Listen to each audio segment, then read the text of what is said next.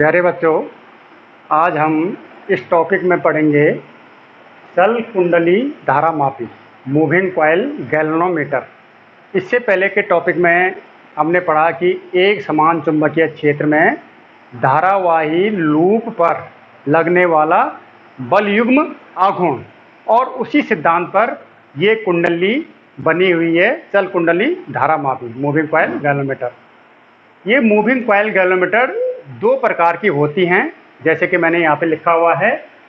पहली निलंबित कुंडली धारामापी सस्पेंडेड कॉइल गैल्वेनोमीटर, और दूसरी होती है कीलकित कुंडली धारामापी पाइवोटेड कॉइल गैल्वेनोमीटर। तो ये दोनों जो गैल्वेनोमीटर हैं, धारामापी हैं, इन दोनों का सिद्धांत भी एक ही है और कार्यविधि भी समान है, एक जैसा है। केवल दोनों की रचना में थोड़ा सा अंतर है। निलंबित कुंडली धारामापी जो कि मैंने यहाँ पे बना भी रखी है, इसमें कुंडली को धारावाही कुंडली को फास्फर ब्रांच की पत्ती, बारीक पत्ती, एक तार से चुंबकीय क्षेत्र के भीतर, एक समान चुंबकीय क्षेत्र के अंदर लटका दिया जाता है। ये चुंबकीय क्षेत्र त्रिज्य होता है। ये इस प्रकार से घोड़े की नाल, और घोड़े की नाल को अंदर से अवतलाकार काट दिया जाता है ताकि ये यहाँ से त्रिज्य चुंबकीय क्षेत्र इस पे आरोपित करे कुंडली पे। तो फास्फर ब्रांच की पतली कुंडली से पतली तार से लटकाया जाता है, और इसमें जो एक पैमाना लगा होता है और विक्षेप जो देखना होता है, धारामापी संशोधन करना होता है धारा का, उसको मेजर करना होता है, उसको किसी लैंप की सहायता से या विक्षेप पैमाने की व्यवस्था की सहायता से मेजर किया जाता है। ये तो निलंबित कुंडली धारामापी में होता है, रचना में फर्क है क्या दोनों की। और कीलकित कुंडली धारामापी में कुंडली को दो पाइवोट मतलब चूल, दो चूलों के बीच लटका दिया जाता है, और बाकी कार्यविधि और सिद्धांत दोनों का एक जैसा है। तो आज हम पहली प्रकार की धारामापी को पढ़ेंगे, निलंबित कुंडली धारामापी। जो मैंने यहाँ पे ये फिगर बना रखा है, ड्रॉ कर रखा है, इसके बारे में, इसकी ये रचना है। अगर आप रचना समझ जाएंगे तो इसकी कार्यविधि भी समझ जाएंगे, और इसका सिद्धांत मैंने पहले बता दिया कि जो मैंने पिछली वीडियो में आपको बताया था, एक समान चुंबकीय क्षेत्र में धारावाही कुंडली पर लगने वाले बल युग्म आघूर्ण कितना होता है, वही इसका सिद्धांत है। अब इसको समझाने में थोड़ा जो समय लगेगा, वीडियो बड़ी हो सकती है, इसलिए वीडियो को ज़रूर अंत तक आप देखिएगा। मैं स्टेप वाइज आपको बताने की कोशिश करूंगा, और शायद आपकी समझ में अच्छे से आ भी जाएगा। तो देखिए, पहले तो इसका सिद्धांत देख लीजिए। सिद्धांत मैं हालांकि पहले भी बता चुका हूं। तो सिद्धांत में आपको यही लिखना है कि एक समान चुंबकीय क्षेत्र में स्थित धारावाही कुंडली पर जो बल युग्म आघूर्ण लगता है वो कितना होता है, कितना बताया था, tau is equal to NIBA sine theta. आप पिछली वीडियो में देख लीजिएगा, यही आया होगा उसमें, जहां पे आपका n क्या है, कुंडली के फेरों की संख्या, कुंडली के फेरों की संख्या। मैं एक एक चीज लिख के आपको बता रहा हूं, समझाने की कोशिश कर रहा हूं, इसलिए वीडियो थोड़ा लंबी जा सकती है, कोई बात नहीं है, आप इसको अंत तक देखते रहिएगा। और I कुंडली में धारा का मान, ये सारी चीजें आपको लिखना जरूरी होता है जब भी क्वेश्चन आता है। कुंडली में धारा, B हो गया आपका चुंबकीय क्षेत्र, जिस चुंबकीय क्षेत्र में कुंडली को रखा हुआ है। मैंने बताया कि चुंबकीय क्षेत्र में रखना होता है चुंबकीय क्षेत्र। और A हो गया कुंडली का क्षेत्रफल, लंबाई गुणे चौड़ाई, पिछली वीडियो में आया था, L × B के बराबर हमने A रखा था। तो कुंडली का क्षेत्रफल, अगर आप एक एक राशि के बारे में आपको यहाँ पे दिखाना होगा, तभी जाकर आपको अच्छे मार्क्स मिल सकेंगे। और थीटा है आपका चुंबकीय क्षेत्र तथा कुंडली पर खींचे लंब के बीच का कोण है। ये सारी चीजें तो ये आप सिद्धांत में लिख सकते हैं, ये पिछली वीडियो में भी आप देख लीजिएगा। ठीक है, ये तो सिद्धांत हो गया। अब रचना जो आपकी इसमें बनी हुई है, इसी को आपको डिक्टेट कर देना है उसमें कि यहाँ पर एक नाल चुंबक, घोड़े की नाल के जैसा चुंबक, जिसके कि जो दोनों सिरे हैं वे त्रिज्य होते हैं, त्रिज्या अवतलाकार, ताकि ये त्रिज्य क्षेत्र इसमें उत्पन्न हो जाए। अभी त्रिज्य क्षेत्र के संबंध में आएगी बातें आगे कि क्या होता है त्रिज्य क्षेत्र। ये अवतलाकार काट के ऐसे काट दिया हमने, सीधा नहीं है, ये जो सिरा था इसको हमने ऐसा काट दिया, इधर का भी ऐसे काट दिया, ये इस प्रकार से हो गया। तो ये एक चुंबकीय क्षेत्र यहाँ पे आरोपित करेगा, त्रिज्य चुंबकीय क्षेत्र आरोपित होगा यहाँ पे। और इसके बीच एक कुंडली को, इस कुंडली को एल्यूमिनियम के तार का एक फ्रेम बनाया जाता है और उस फ्रेम पर तांबे की तार की कुंडली को लपेट दिया जाता है। एल्यूमिनियम का फ्रेम होगा, चौड़ा ऐसे इस प्रकार का फ्रेम होगा। चलो मैं यहाँ पे दिखाता हूँ, जैसे ये है, इसको माना इस समय फ्रेम मान रहा हूँ मैं, एल्यूमिनियम का फ्रेम है, ये चौड़ा सा फ्रेम है, ऐसे ऐसे ऐसे ऐसे, और इसी पे ऐसी तांबे की तार लपेट दिया गया है कई फेरों में लपेट दिया गया है तांबे का तार ये। और इसके अंदर यहाँ क्या रख दिया गया है, ये क्रॉड रख दी गई है, नर्म लोहे की क्रॉड रख दी गई है। इन सब का अलग अलग काम है, अभी बताता हूँ कि क्या क्या काम है इसका। ये क्रॉड है, ये बाहर से एल्यूमिनियम का फ्रेम था और एल्यूमिनियम के फ्रेम पर बाहर से तांबे के तार लपेट दिया गया है। ठीक है, और उस तांबे के तार का एक सिरा हमने ऊपर के लिए लिया और यहाँ पर एक मिरर है, ये एम एक दर्पण लगा दिया जाता है। और इस कुंडली को फास्फर ब्रांच एक धातु होती है, इसकी पत्ती बारीक तार से लटका दिया जाता है इस कुंडली को। और इस पत्ती के, फास्फर ब्रांच की पत्ती के दूसरे सिरे पर एक मरोड़ टोपी होती है, टॉर्सन कैप कहते हैं इसको। दृढ़ता होती है इसमें, रिजिडिटी होती है कि कितनी रिजिडिटी है, मरोड़ टोपी कहते हैं इसको।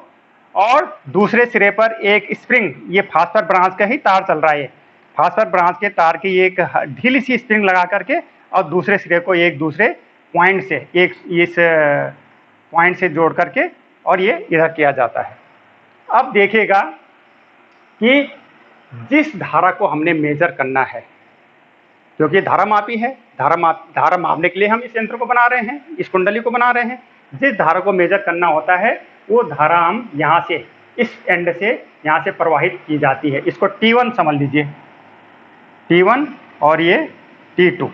T1 से उस धारा को प्रवाहित करते हैं, धारा इसमें प्रवाहित होगी, इससे कुंडली में जाएगी, तो कुंडली किसके बीच रखा हुआ है, चुंबकीय क्षेत्र के बीच रखा हुआ है। चुंबकीय क्षेत्र के बीच अगर कोई धारावाहिक कुंडली होती है तो उस पर एक बलयुग्म आघूर्ण कार्य करता है, और बलयुग्म आघूर्ण कितना कार्य करेगा ये बता दिया आपको सिद्धांत। इसके अनुसार बलयुग्म आघूर्ण T बराबर NIBA sin थीटा इस पर कार्य करना शुरू कर देगा। तो ये कुंडली क्या होगी, मैंने फ्लेमिंग के बाएं हाथ के नियम से बताया था कि ये कुंडली घूमना शुरू कर देगी, और जब ये घूमेगी तो उसका विक्षेप, इसका विक्षेप इस मिरर की सहायता से, और पैमाने की व्यवस्था होती है, इसमें एक पैमाना व्यवस्थित किया जाता है कि कितनी घूम रही है कुंडली, तो उसका विक्षेप हमें पता चल जाएगा। तो इसका मतलब हमें विक्षेप, जितना विक्षेप होगा उससे पता चल जाएगा कि धारा का मान कितना है। जितनी ज़्यादा धारा बहेगी उतना ज़्यादा विक्षेप होगा, जितनी कम धारा बहेगी उतना कम विक्षेप होगा। तो इस कुंडली के घूमने से और विक्षेप मापने से हमने विक्षेप से ही पता चल जाएगा कि इसमें कितनी धारा प्रवाहित हो रही है। हमने यहाँ से कितनी धारा प्रवाहित की तो हमें धारा माप दी, इसका मतलब धारा का मेजरमेंट हो गया है। उसकी पूरी व्यवस्था यहाँ पे होती है मिरर की सहायता से, या पैमाना की, यहाँ पर एक पैमाने की व्यवस्था होती है। ठीक है, तो इस प्रकार से विक्षेप की सहायता से हम धारा मेजर कर सकते हैं, मतलब विक्षेप अनुक्रमानुपाती धारा, विक्षेप से ही जान लेते हैं कि कितनी धारा प्रवाहित हो रही है। तो अब देखते हैं हम, अब यहाँ पे देखते हैं कि इसमें जो बल युग्म आघूर्ण,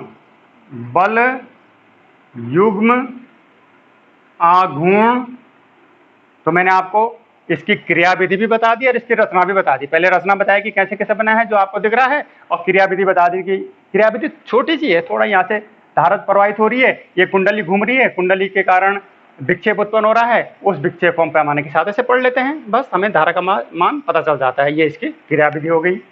तो बल युग्म आघूर्ण टाउ बराबर एन आई बी ए साइन थीटा। अगर ये तांबे की कुंडली में एन फेरे हैं तो, अगर एक ही फेरा होता तो n इक्वल टू 1, लेकिन n यहाँ पे हम ज्यादा फेरे ले लेते हैं। और क्रोड, ये नर्म लोहे की क्रोड इसलिए लगाई जाती है ताकि चुंबकीय क्षेत्र प्रबल हो जाए। इसकी सहायता से क्या होता है, ये चुंबकीय क्षेत्र के मान को बढ़ा देता है, इसलिए हम ये क्रोड लगा दिया जाता है। क्रोड का काम भी आपको बता दिया।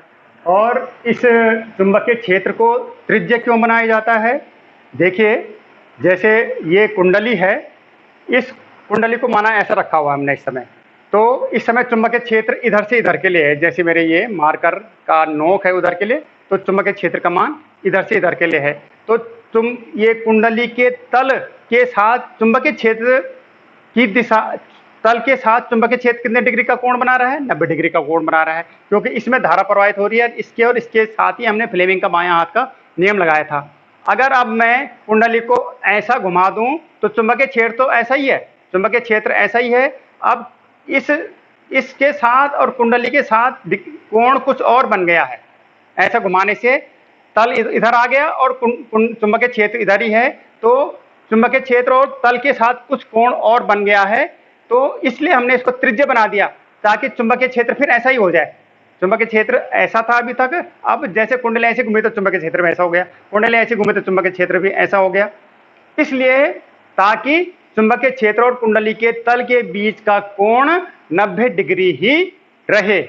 तो यहाँ पर जैसे कि मैं थीटा लिखा था, तो यहाँ पर चुंबकीय क्षेत्र कुंडली पर खींचे गए लंब नहीं, कुंडली के तल के बीच का कोण, ये तल, इसको सही कर लीजिएगा, तल के बीच का कोण है ये।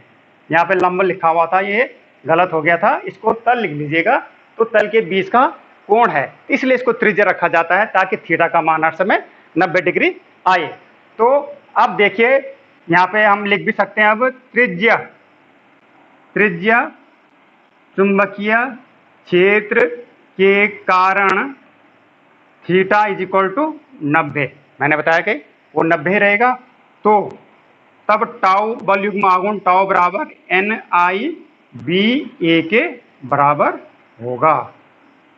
इतना इस पे बल युग्म आघूर्ण लग रहा है, जो कि हमने पिछली वीडियो में भी इसको डिक्टेट किया था, बताया हुआ था। अब देखिए इसमें हम, ये तो हो गया आपका सिद्धांत और क्रियाविधि और रचना, ये सारी चीजें हो गई है। अब हम यहाँ पे देखते हैं कि अगर ये जो निलंबन पत्ती है, सस्पेंडेड, लटकाने वाली, इसीलिए इसका नाम सस्पेंडेड है, निलंबित मतलब लटकाया गया है, ये फास्फर ब्रांच की पत्ती है, इसकी अगर मरोड़ दृढ़ता, यदि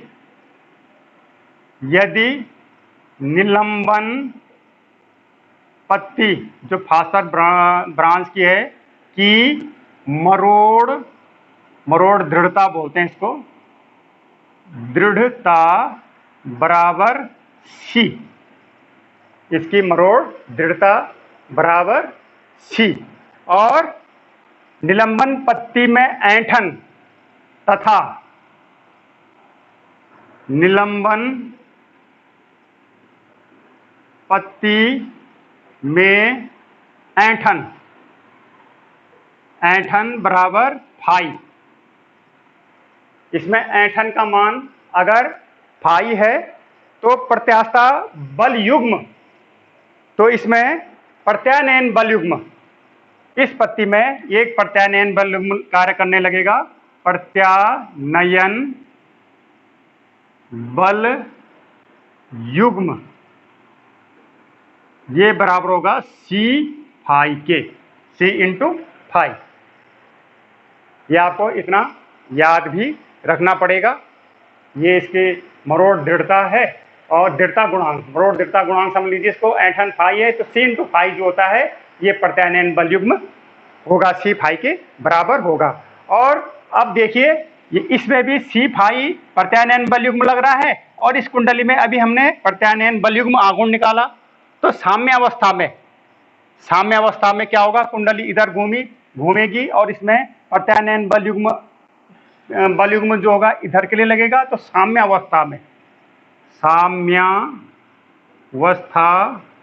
में हम लिख सकते हैं कि जो हमने अभी पिछला बताया था कि NIAB theta is equal to 90 बराबर 1 साइन थीटा 90 साइन 90 को 1 करके हमने NIAB बता दिया था। तो NIAB बराबर C फाई के बराबर होगा। और यहाँ से ये हमारा फाई इज इक्वल टू जो विक्षेप है, जो विक्षेप आएगा वही ऐंठन मतलब विक्षेप, कितना विक्षेप यहाँ पे दिखाएगा ये इस मिरर में। तो फाई इज इक्वल टू हो जाएगा आपका NIAB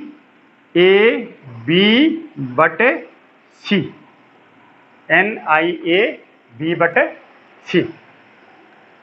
तो ये हो गया आपका विक्षेप। इसी विक्षेप की सहायता से हम फाइंड कर लेंगे क्या, I का मान। और phi is equal to NAB बटे C इंटू I को हमने अलग कर दिया। और phi is equal to KI, जहां K बराबर NAB बटे C, ये कांस्टेंट क्वांटिटी है K का मान। तो इससे देखो phi is equal to KI से क्या पता चल रहा है आपको, इससे क्या पता चल रहा है कि phi proportional to I, phi proportional to I। मतलब जैसे जैसे फाई से ही हमने पता चल जाएगा कि I का मान कितना है, तो हम I का संशोधन कर सकते हैं, I को मेजर कर सकते हैं, फाई को देख करके, विक्षेप को देख करके हम I का मान फाइंड कर सकते हैं। ठीक है, तो इस प्रकार से हम निलंबित कुंडली धारा मापी की सहायता से धारा का संशोधन कर सकते हैं या धारा का मान मेजर कर सकते हैं। अब थोड़ा सा इसमें धारा मापी की धारा सुग्राहिता और धारा मापी की वोल्टेज सुग्राहिता सेंसिटिविटी, इस चीज़ को थोड़ा सा हम जान लेते हैं।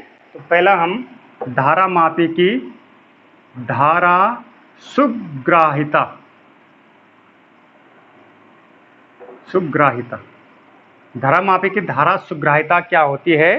ये धारा मापी की जो धारा प्रति एकांक धारा के लिए जो विक्षेप उत्पन्न होता है, प्रति एकांक धारा के लिए जो विक्षेप उत्पन्न होता है उसे धारा मापी की धारा सुग्राहिता कहते हैं। इसका मतलब है कि I धारा के लिए, अभी आपने देखा I धारा के लिए विक्षेप कितना उत्पन्न हो रहा था, विक्षेप हो रहा था फाई उत्पन्न। तो एकांक धारा के लिए, प्रति एकांक एक धारा के लिए विक्षेप कितना उत्पन्न होगा, फाई बटा I। इसी को धारा सुग्राहिता कहते हैं और इसको लिखा जाता है SI से, SI। तो SI बराबर फाई बटा I, SI बराबर फाई बटा I। और अभी हमारा जो यहाँ पर ये एक समीकरण आई थी कि फाई बराबर NBA बटे CI आई थी, अभी आई थी, जिससे कि हमने फाई प्रोपोर्शनल टू I लिख दिया था। तो यहाँ से फाई बटा I करेंगे तो क्या हो जाएगा, और फाई बटा I बराबर हो जाएगा NBA बटे C। और इसी फाई बटा I को हम SI कह रहे हैं, तो धारा सुग्राहिता का मान आ रहा है आपका NBA बटे C। तो धारा सुग्राहिता हम कैसे बढ़ा सकते हैं, या यदि हम फेरों की संख्या बढ़ा दें, N बढ़ा दें, तब भी SI का मान बढ़ जाएगा। B बढ़ा दें, चुंबकीय क्षेत्र बढ़ा दें, तब भी SI का मान बढ़ जाएगा। A बढ़ा दें तब भी SI का मान बढ़ जाएगा, और C कम कर दें तब SI का मान बढ़ जाएगा। तो हमने धारा सुग्राहिता बढ़ानी हो तो इन ऊपर वालों को तो बढ़ा कर दिया और नीचे वाले को कम करने से धारा की सुग्राहिता हम बढ़ा सकते हैं। अब हम वोल्टेज सुग्राहिता, विभव सुग्राहिता, धारा मापी की विभव सुग्राहिता भी जान लेते हैं थोड़ा सा। इसमें भी इसी प्रकार से है वोल्टेज सुग्राहिता।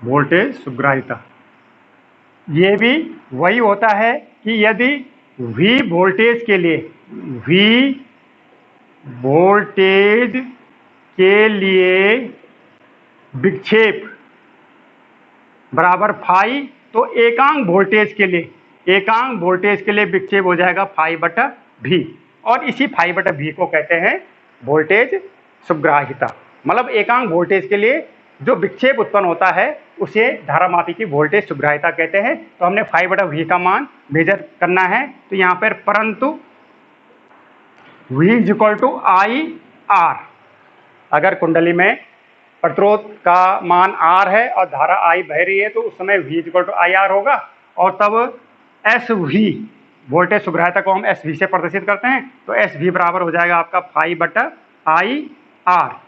और अभी आपने देखा फाई बटा आई कितना आया था, फाई बटा आई आया था आपका एन बी ए बटे सी, ये तो फाई बटा आई आया था और बटे आर भी है, तो ये आर, ये वोल्टेज सुग्राहिता का मान भी आ गया है। तो वोल्टेज सुग्राहिता को भी हम अगर बढ़ाना हो, सेंसिटिविटी बढ़ानी हो वोल्टेज की, तो एन का मान बढ़ाना पड़ेगा, बी का मान बढ़ाना पड़ेगा, ए का मान बढ़ाना पड़ेगा, और सी का मान कम करना पड़ेगा, और आर का मान कम करना पड़ेगा। लेकिन आर तो कांस्टेंट है, तो हमें एन का मान बढ़ाना पड़ेगा, बी का मान बढ़ाना पड़ेगा, ए का मान बढ़ाना पड़ेगा, सी का मान कम करना पड़ेगा यहाँ पे भी इस प्रकार से। तो ये दोनों चीज़ें आ गई है। ये निलंबित कुंडली धारा मापी होगी। नेक्स्ट वीडियो में हम कीलकित कुंडली धारा मापी बताएंगे। अब आपको कीलकित कुंडली धारा मापी जानना बड़ा आसान हो जाएगा, क्योंकि मैंने पहले बता दिया था कि दोनों कुंडलियों का सिद्धांत भी एक ही है और कार्यविधि क्रियाविधि भी दोनों की एक ही है, केवल रचना में थोड़ा सा अंतर है। उसमें भी वही होता है, कुंडली को लटकाया जाता है, चुंबकीय क्षेत्र में लटकाया जाता है, लेकिन यहाँ पर हसर ब्रांच की पत्ती से लटका गया है, वहाँ पर दो चूलों के बीच, दो पाइवोट्स के बीच लटका दिया जाता है। तो आशा है आपको ये जो टॉपिक है आपको समझ में आया होगा। थोड़ा वीडियो लंबा अवश्य हो गया है, लेकिन आप इसको अंत तक देखते रहिएगा और जुड़े रहिए चैनल से। धन्यवाद।